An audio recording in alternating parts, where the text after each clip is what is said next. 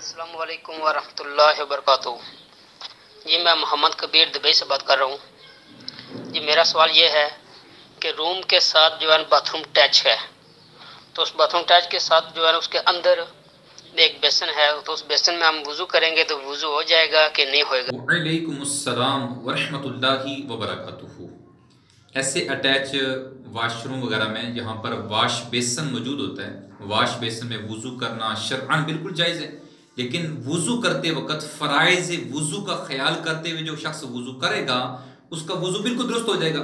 البتہ یہ احتیاط کرنی ہے کہ واش روم باتھ روم وغیرہ میں دعائیں پڑھنے کی اجازت نہیں ہوتی۔